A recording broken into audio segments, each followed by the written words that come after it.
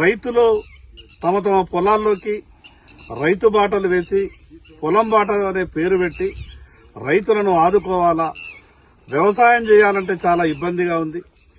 వ్యవసాయం చేయడానికి కూలీలు చేనులకు రావాలన్నా కూడా ఆటోలు చేను వరకు వస్తే గాని కూలీలు వచ్చేటటువంటి పరిస్థితి లేదు.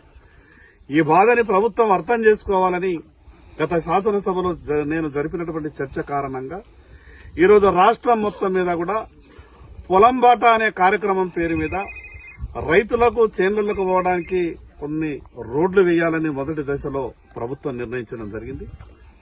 దానిలో భాగంగానే ఈరోజు జైనత్ గ్రామం నుండి 24 లక్షల రూపాయలతోని జైనత్లో 28 లక్షల రూపాయలతోని జైనత్లో దాదాపు ఒక 4 నుంచి 5 కిలోమీటర్లు మరి రైతుల చేనులకు పొలాల్లోకి పోవడానికి ఈరోజు భూమి పూజ శంకుస్థాపన చేయడం జరిగింది. విడతల వారీగా ఈ ఆదిలాబాద్ అసెంబ్లీ నియోజకవర్గంలో ఉన్నటువంటి అన్ని గ్రామాల రైతులకు చేన్లకు పొలాలకు పోయేటట్టు వర్షాకాలం కూడా వర్షం పడ్డా కూడా తమ తమ చేన్లకు వర్షాకాలం కూడా అటు లారీలు గాని ట్రాక్టర్లు గాని మోటార్ సైకిల్ గాని ఆటోలు గాని పోయే విధంగా రోడ్లు నిర్మాణం చేయాలన్నటువంటి ఆలోచనతోనే నేను ముందుకు పోయేటటువంటి ప్రయత్నం చేస్తా ఉన్నాను. ఈ విషయాన్ని ఆదిలాబాద్ నే పైలట్ ప్రాజెక్టుగా తీసుకోవాలని ప్రభుత్వాన్ని కూడా కోరిన.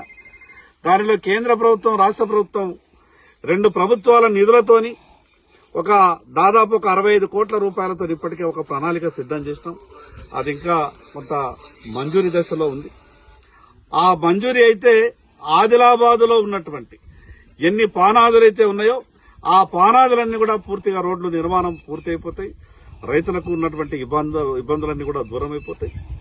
ఈరోజు కూలీలకు చేన్లకు రావాలంటే ఆటో ఉంటే కానీ వచ్చేటటువంటి పరిస్థితి లేదు. గతంలో 4-5 కిలోమీటర్లు నడిచి కూడా చేన్లకు పోయేటటువంటి పరిస్థితి ఉంటుంది. ఈరోజు గ్రామం నుండి కూడా కూలీలు చేన్లకు పోవాలంటే రోడ్డు సౌకర్యం ఉన్నటువంటి చేన్లు ఉండితేనే మరి మేము కైకిల్లా కూలీలకు వస్తామన్నటువంటి పరిస్థితి ఉంది. కాబట్టి ప్రతి చేనుకు ప్రతి పానాదికి పూర్తిగా రోడ్లు నిర్మించాల్సిన అవసరం ఉంది. రేపు ఈ సందర్భంగా రైతులందరికీ విజ్ఞప్తి చేస్తున్నా.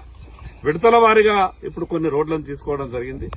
రేపు సంవత్సరంన్నర లోపు మిగతా రోడ్లన్నీ కూడా పూర్తి చేయాలన్న ఒక ఆలోచనతో ముందుకు పోయేటటువంటి ప్రయత్నం చేస్తున్నా.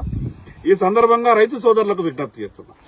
రోడ్లు వేసేది మన కొరకు కాబట్టి మనమంతా కూడా ఒక సమన్వయంతో ఎక్కడైనా చిన్నగా ఇరుకుగా ఉన్నటువంటి పానాదులున్నా రోడ్లున్నా కొంత మంచికి 2 ఫీట్లు 4 ఫీట్లు 5 ఫీట్లు ఇచ్చేటటువంటి ప్రయత్నం చేస్తేనే రోడ్డు నిర్మాణం అవుతుంది.